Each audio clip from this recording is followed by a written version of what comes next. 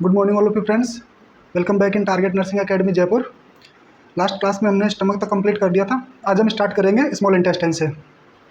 तो small intestine जो होती है वो एक लिविंग पर्सन के अंदर, यानी कि जो जीवित पर्सन है उसके अंदर 3 मीटर लंबी होती है। क्यों? क्योंकि उसकी स्मूथ मसल्स जो होती हैं वो क्या होती है, कॉन्स्ट्रिक्शन में होती है, यानी उनके अंदर कॉन्स्ट्रिक्शंस पाए जाते हैं। और जबकि कैडेवर जो होता है, यानी कि एक डेड बॉडी जो होती है उसके अंदर वो होती है 6 से 7 मीटर लंबी। क्यों? क्योंकि उसके अंदर जो कॉइलिंग होती है, जो कॉन्स्ट्रिक्शंस होता है वो रिलीज हो जाते हैं, जिसकी वजह से वो कितनी हो जाती है, 6 से 7 मीटर लंबी। यानी कि ये जो दिख रही है स्मॉल इंटेस्टाइन, जो 3 से 4 मीटर की इंटेस्टाइन जो होती है वो 6 से 7 मीटर लंबी हो जाती है। क्यों? क्योंकि उसके अंदर जो स्मूथ मसल्स जो होती हैं वो स्मूथ मसल्स क्या हो जाती है, रिलीज हो जाती है, जिसकी वजह से ये कैडेवर के अंदर लंबी हो जाती है। कैडेवर का मतलब होता है डेड बॉडी, यानी कि जो डेड बॉडी होती है उसको हम कैडेवर बोलते हैं मेडिकल टर्म के अंदर। अब हम बात करते हैं उसकी एनाटॉमी की, कि स्मॉल इंटेस्टाइन जो होती है उसकी एनाटॉमी। तो उसके अंदर 3 पार्ट होते हैं। जो हमारी इंटेस्टाइन जो होती है उसके 3 पार्ट होते हैं। पहला पार्ट होता है ड्यूडिनम। ये ग्रीन कलर से जो शो किया हुआ है इसको हम बोलते हैं ड्यूडिनम। जेजुनम होता है जो ब्लैक कलर से शो किया है, ये जेजुनम है। और ये होता है हमारा थर्ड पार्ट जो ब्लू कलर से इंडिकेट कर रखा है, ये इलियम है। जेजुनम जो होता है ये इसका सबसे शॉर्टेस्ट पार्ट है। इसकी लेंथ होती है 25 सेंटीमीटर, यानी ये जो पार्ट दिख रहा है इसकी लेंथ होती है 25 सेंटीमीटर। और ये कनेक्शन होता है जेजुनम का और स्टमक का, ये उसको कनेक्ट करता है। इसके अंदर क्या होता है कि हमारे जो पैनक्रिएटिक डक्ट जो आती है वो भी इसी ड्यूडिनम के अंदर आके खुलती है, और स्टमक से जो कंटेंट आता है वो भी इसके अंदर आता है। और वो किसके थ्रू आता है, यहाँ पे एक स्फिंक्टर पाया जाता है जिसको हम पाइलोरिक स्फिंक्टर बोलते हैं। उसके थ्रू क्या होता है, फूड जो होता है ड्यूडिनम के अंदर एंटर करता है। उसके बाद में आता है जेजुनम। जेजुनम जो होता है इसकी लेंथ होती है 2 मीटर, यानी कि कितना लंबा होता है, 2 मीटर इसकी लेंथ होती है। ये हमारा जेजुनम पार्ट सेकंड पार्ट होता है। और इसके बाद में आता है इलियम। इलियम जो होती है, इलियम की लेंथ होती है हमारी 3 मीटर, 3 to 4 मीटर इसकी लेंथ होती है। यानी duodenum first part 25 centimetre, jejunum 2 metre लंबा, और इलियम जो होता है वो 3 मीटर लॉन्ग पार्ट है। तो ये फर्स्ट पार्ट, ये सेकंड पार्ट, ये थर्ड पार्ट, ये ड्यूडिनम, जेजुनम, इलियम। अब इलियम जो होती है वो लार्ज इंटेस्टाइन के साथ एक कनेक्शन में जहाँ पे मिलती है उसको हम बोलते हैं, इस पार्ट को, इलियो सिकल वॉल या इलियोसिकल स्फिंक्टर। यानी कि जहाँ पे स्मॉल इंटेस्टाइन और लार्ज इंटेस्टाइन मिलती है उसको बोलते हैं हम इलियोसिकल वॉल प्रेजेंट होता है, जो क्या करता है कि लार्ज इंटेस्टाइन से फूड का रिगर्जिटेशन या बैक फ्लो को प्रिवेंट करता है। तो ये हमारा था इसकी एनाटॉमी। अब बात करते हैं हम इसकी हिस्टोलॉजी की, कि जो इसकी हिस्टोलॉजी है वो क्या क्या है। हिस्टोलॉजी की मतलब हमने लास्ट क्लास में बताया था, इसका मतलब होता है ओत्तिकी। और जिसके अंदर हम हम उसकी लेयर्स की बात करें, हिस्टोलॉजी के अंदर हम उसकी लेयर की बात करेंगे तो उसकी कितनी लेयर होती है, 4 लेयर होती है, जिनमें सबसे पहली है म्यूकोसा। म्यूकोसा में हमने फर्स्ट क्लास में बात की थी कि म्यूकोसा जो होती है उसके 3 पार्ट होते हैं। पहली एपिथेलियम, लेमिना प्रोप्रिया, और तीसरी होती है मस्कुलरिस म्यूकोसा। तो म्यूकोसा जो होती है उसमें फर्स्ट पार्ट में एपिथेलियम। इस एपिथेलियम के अंदर, इसके अंदर 4 टाइप की सेल्स पाई जाती है। पहली होती है एब्जॉर्प्टिव सेल। एब्जॉर्प्टिव सेल्स जो होती हैं ये क्या काम करती हैं, एब्जॉर्प्शन का काम करती हैं। ये एब्जॉर्प्शन का काम करती है, यानी कि हमारा जो भी डाइजेशन हुआ है वो डाइजेशन में से जो भी हमारा न्यूट्रिएंट्स होते हैं उन सबको एब्जॉर्ब करने का काम करती है। दूसरी होती है गोबलेट सेल। गोबलेट सेल क्या करती है, म्यूकस का सिक्रीशन करती है। म्यूकस क्या करता है, जो हमारी एसिड जो होता है स्टमक का उसको न्यूट्रलाइज करने का काम करती है। क्रिप्स और लिबरकुन, क्रिप्स और लिबरकुन ये क्या सिक्रेट करती हैं, ये इंटेस्टाइनल जूस को सिक्रीशन करती हैं, इंटेस्टाइनल जूस का। यानी कि जो भी हमारे डाइजेस्टिव पार्ट होता है इंटेस्टाइन का वो कौन सिक्रेट करता है, क्रिप्स ऑफ लिबरकुन। उसके अलावा हमारी होती है पेनेथ सेल। पेनेथ सेल जो होती है ये हमारी लाइसोजाइम सिक्रेट करती है। मैं इसको यहाँ लिख देता हूँ ना, पेनेथ सेल किसका सिक्रेशन करती है, लाइसोजाइम का। और ये लाइसोजाइम क्या करता है, जो हमारे बैक्टीरिया होते हैं, जो हमारे फूड के अंदर जो भी हमारा कंटामिनेशन होता है उसको डिस्ट्रॉय करने का काम करते हैं। तो ये हमारी एपिथेलियम के अंदर कितनी सेल थी, 4। पहली सेल एब्जॉर्प्टिव सेल, दूसरी गोबलेट सेल। एब्जॉर्प्टिव सेल क्या करती है, एब्जॉर्प्शन को इंक्रीज करती है। जो भी हमारा न्यूट्रिएंट्स होते हैं, जो भी हमारी बॉडी को जो नीड होती है उसको, उस फूड मटेरियल को एब्जॉर्ब कर लेती है। उसके बाद में गोबलेट सेल होती है जो म्यूकस का सिक्रेशन करती है, लिप्स और क्रिप्स ऑफ लिबरकुन। ये क्या होते हैं कि एक इसके अंदर छोटे छोटे उभार और दरारें होती हैं, मतलब क्रिप्स होती हैं, वो जो क्या करती हैं, इंटेस्टाइनल जूस का सिक्रेशन करती है। और चौथी सेल्स जो होती हैं वो होती है पेनेथ सेल, ये थर्ड और ये फोर्थ। पेनेथ सेल, पेनेथ सेल क्या करती है, लाइसोजाइम का सिक्रेशन करती है। और ये लाइसोजाइम जो होता है वो बैक्टीरियाज को किल करने में हेल्प करता है। उसके बाद में सेकंड जो आती है हमारी वो है सब म्यूकोसल लेयर। सब म्यूकोसा के अंदर क्या होता है, ब्रूनर ग्लैंड पाई जाती है। और ये ब्रूनर ग्लैंड जो होती हैं ये क्या करती हैं, एल्केलाइन फ्लूइड का सिक्रेशन करती हैं। एल्केलाइन फ्लूइड का सिक्रेशन करती हैं, जो क्या करती है, HCl को न्यूट्रलाइज करती है। HCl को न्यूट्रलाइज करती है।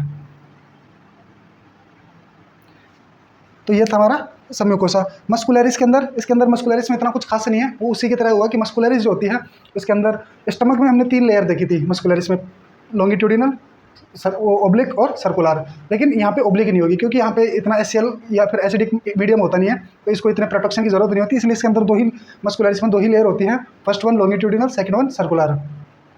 उसके बाद में आती है सिरोसा।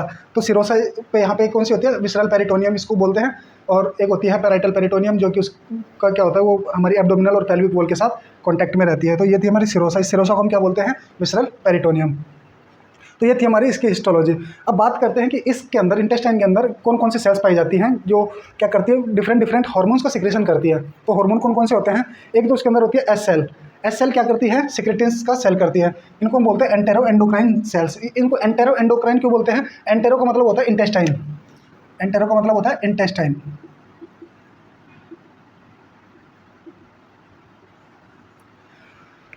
एक होता है, जैसे जब हम फार्माकोलॉजी पढ़ते हैं तो उसमें पढ़ते हैं एंट्रल रूट और एक पेरेंट्रल रूट। एंट्रल रूट का मतलब होता है वो मेडिसिन जो हम इंटेस्टाइन के थ्रू देते हैं, जिनका रूट जो होता है ओरल के थ्रू होता है और वो इंटेस्टाइन के अंदर जाती है, इसलिए हम उसको बोलते हैं एंट्रल रूट। एक होता है पेरेंट्रल रूट कि इंस्टेड ऑफ एंट्रल, यानी कि इंटेस्टाइन के अलावा जो भी रूट होते हैं IM IV उनको हम बोलते हैं पेरेंट्रल रूट।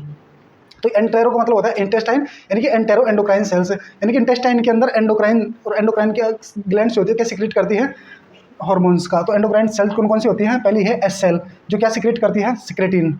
सेकंड वन होती है सीसीके सेल जो कोलिसिस्टोकाइनिन का सिक्रेशन करती हैं, और थर्ड वन होती है के सेल जो कि GIP फुल फॉर्म में है ग्लूकोज डिपेंडेंट इंसुलिनोट्रोपिक पेप्टाइड, यानी कि ग्लूकोज डिपेंडेंट इंसुलिनोट्रोपिक पेप्टाइड।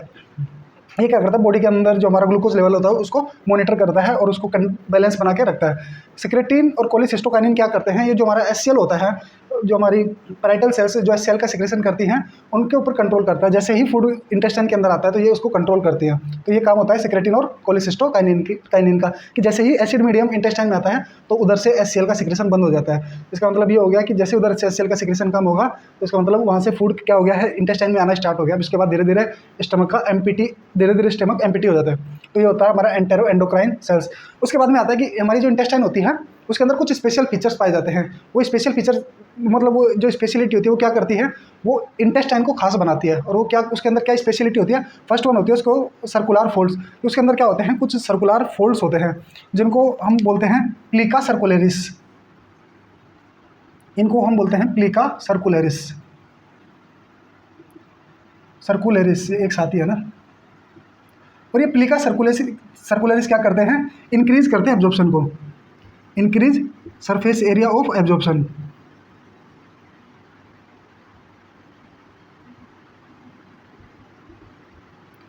यानी कि ये जो होते हैं हमारे सर्कुलर फोल्ड्स, ये क्या करते हैं कि जब हम फूड हमारे इंटेस्टाइन के अंदर आता है तो ये जो सर्कुलर फोल्ड्स होते हैं ये फैल जाते हैं, ये एक मतलब एक्सटेंड हो जाते हैं। और जब ये एक्सटेंड होते हैं तो ये क्या होता है कि एक बहुत बड़ा एरिया एब्जॉर्प्शन के लिए प्रोवाइड करवाते हैं। कि अगर जैसे मान लो कि ये मेरी इंटेस्टाइन है, इंटेस्टाइन के अंदर ये फोल्ड्स, अगर इन फोल्ड्स को खोल दूँ तो ये क्या होगा, इसका एरिया बढ़ जाएगा। और जब इसका एरिया बढ़ेगा तो इसके अंदर क्या होंगे, सेल्स जो होंगी वो ज़्यादा से ज़्यादा फूड को और न्यूट्रिएंट्स को एब्जॉर्ब कर पाएंगे। तो ये होते हैं सर्कुलर फोल्ड्स, जिनको हम प्लीका सर्कुलरिस बोलते हैं। और ये क्या करती है, increase surface area of absorption. तो क्या करेंगे, एक तो सरफेस एरिया इंक्रीज करेंगे, दूसरा एब्जॉर्प्शन को इंक्रीज करेंगे।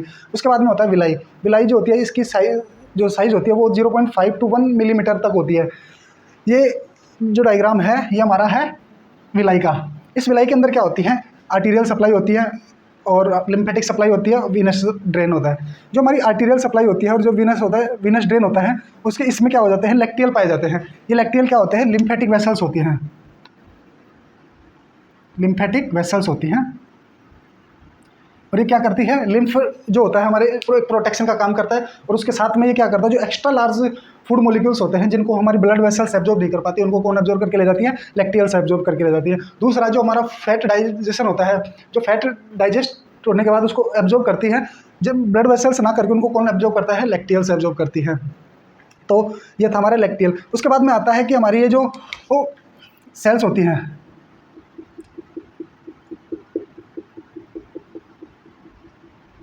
ये इसके अंदर इनको हम बोलते हैं, कहीं लिखा थोड़ी ना, इसको हम बोलते हैं गोबलेट सेल। और गोबलेट सेल अभी हमने देखी थी कि गोबलेट सेल जो होती हैं ये क्या सिक्रेशन करती हैं, म्यूकस का। ये म्यूकस का सिक्रेशन करती है, यानी कि ये क्या होती है, गोबलेट सेल। गोबलेट सेल के ऊपर क्या पाई जाती है, इसमें ये विलाई है तो, और ये इसके ऊपर ये छोटे छोटे जो इसके अंदर ये पाए जाते हैं, इनके अंदर एब्जॉर्प्टिव सेल और क्या पाए जाते हैं, माइक्रोविलाइज पाई जाती है। इनके अंदर माइक्रोविलाई और एब्जॉर्प्टिव सेल पाई जाती है। ये क्या करती है, ये सरफेस एरिया और एब्जॉर्प्शन को ये भी इंक्रीज करने में हेल्प करती है। और इसके अलावा इसमें क्या होता है, इसके ऊपर जो छोटे छोटे ये ग्रीन कलर में जो दिख रही है, ये जो छोटे छोटे दिख रहे हैं ग्रीन कलर में, ये हमारे होते हैं ब्रश बॉर्डर्स। तो ये क्या करती है, ब्रश बॉर्डर एंजाइम सिक्रेट करती हैं। ये इनको हम बोलते हैं ब्रश बॉर्डर, जो किसके ऊपर होते हैं, माइक्रोविलाइज के ऊपर। यानी माइक्रोविलाइज के ऊपर भी इंडिविजुअली एक विलाइज लाइक स्ट्रक्चर होती है जिसको हम ब्रश बॉर्डर बोलते हैं। ये भी क्या करती है, डिफरेंट डिफरेंट टाइप के एंजाइम सिक्रेट करती हैं। कार्बोहाइड्रेट डाइजेस्टिव एंजाइम्स होते हैं, प्रोटीन डाइजेस्टिव एंजाइम्स होते हैं, और न्यूक्लिक एसिड डाइजेस्टिव एंजाइम्स होते हैं। तो डिफरेंट डिफरेंट टाइप के एंजाइम्स पाए जाते हैं जिनको हम बोलते हैं ब्रश बॉर्डर एंजाइम्स। इनको हम फिजियोलॉजी के अंदर इंक्लूड करेंगे। तो इसके अंदर absorptive cell, goblet cells, vein होती हैं, लैक्टियल्स होती है, जो लिम्फेटिक वेसल्स होती हैं, आर्टरी होती है। ये हमारी स्ट्रक्चर किसी हो गई, विलाई की। तो ये हमारी है स्ट्रक्चर विलाई की। तो हमारी जो स्पेशल फीचर में पहला था सर्कुलर फोल्ड, सेकंड था विलाई, थर्ड वन था माइक्रो विलाई। अब हम बात करते हैं कि जो इंटेस्टाइन होती है, स्मॉल इंटेस्टाइन होती है, उसकी ब्लड सप्लाई की। तो स्मॉल इंटेस्टाइन की ब्लड सप्लाई कौन करवाता है, पहला होता है सीलियक ट्रंक और सुपीरियर मिजेंट्रिक आर्टरी। इसके अंदर ये क्या होती है, सीलियक ट्रंक और सुपीरियर मिजेंट्रिक आर्टरी जो होती है हमारी, क्या होती है, जो एब्डोमिनल आयोटा होती है उसकी डायरेक्ट ब्रांच होती है सीलियक ट्रंक और सुपीरियर मिजेंट्रिक आर्टरी।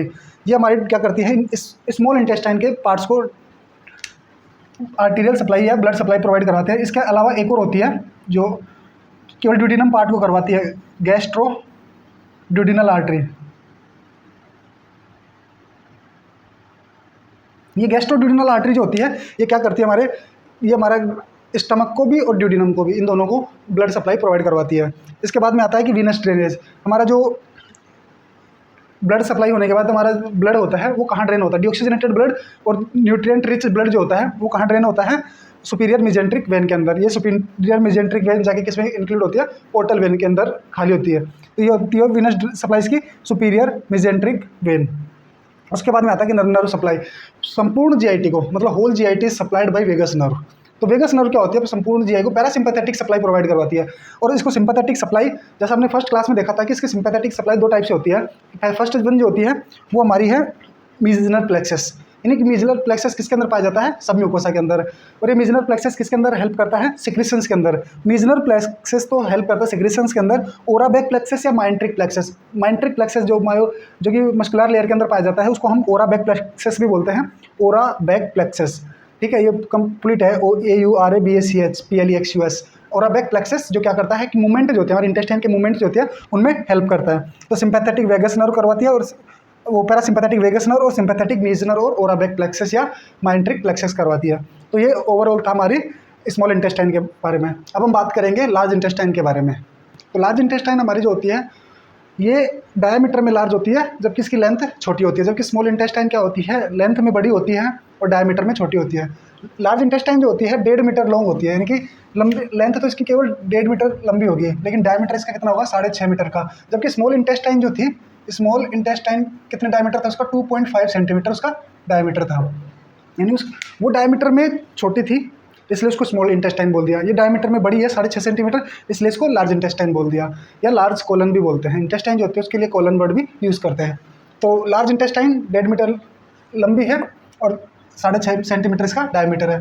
अब आता है इसकी एनाटॉमी। जो लार्ज इंटेस्टाइन है उसकी एनाटॉमी की बात करते हैं।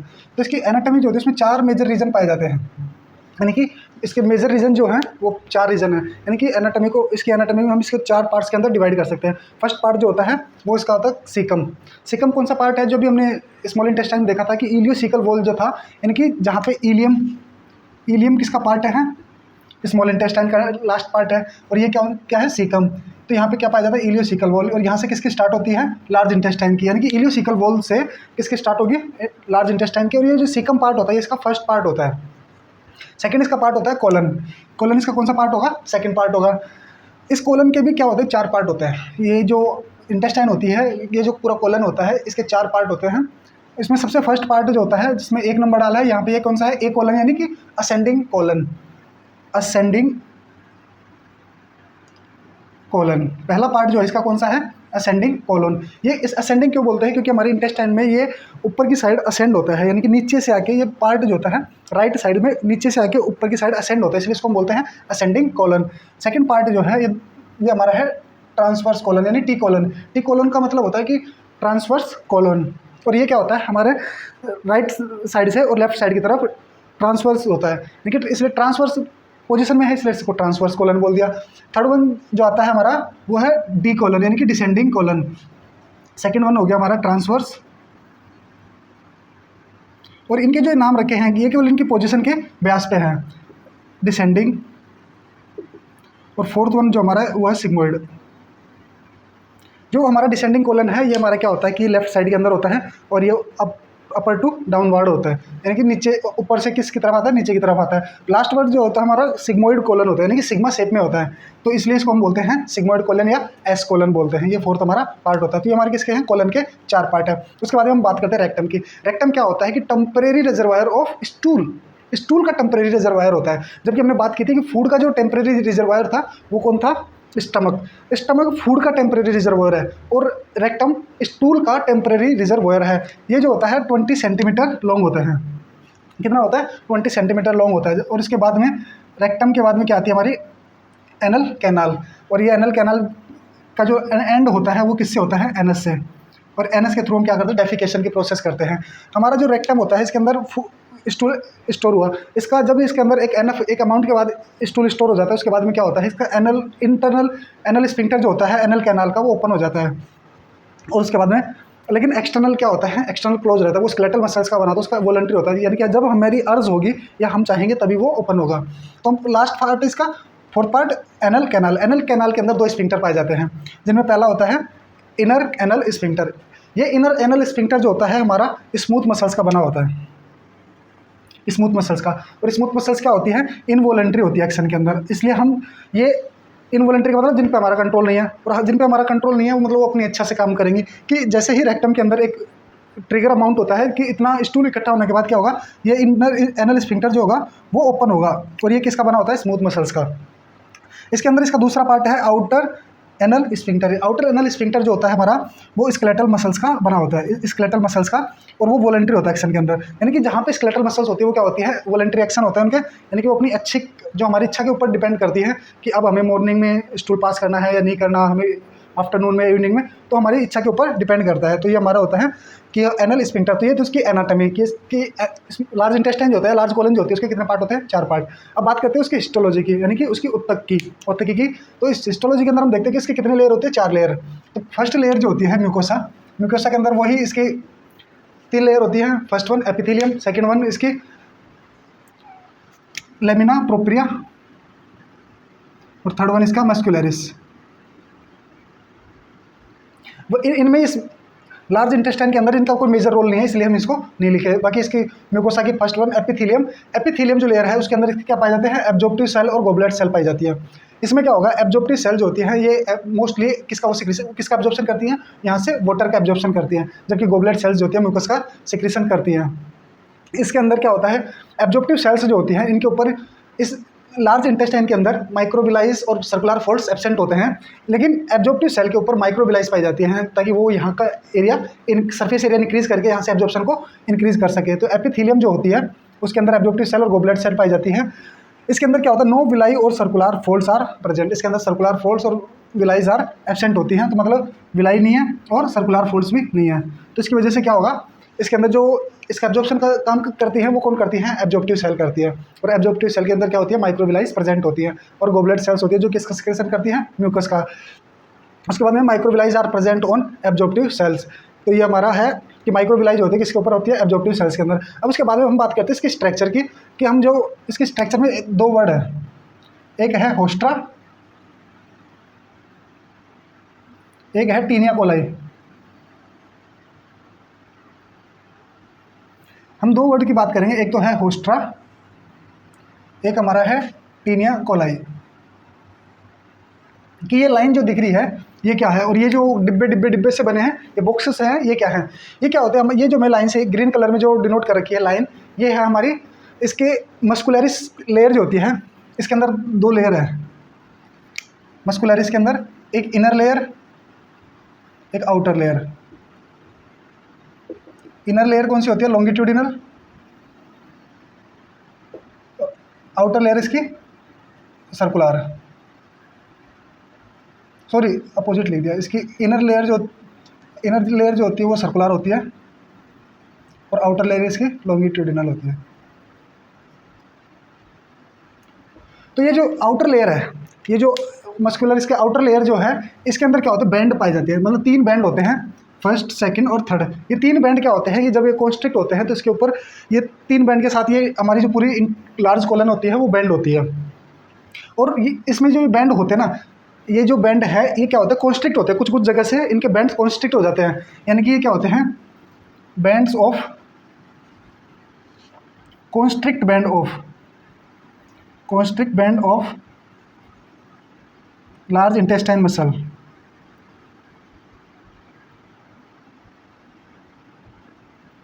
और मसल्स भी कौन सी होती है, लॉन्गिट्यूडिनल मसल्स।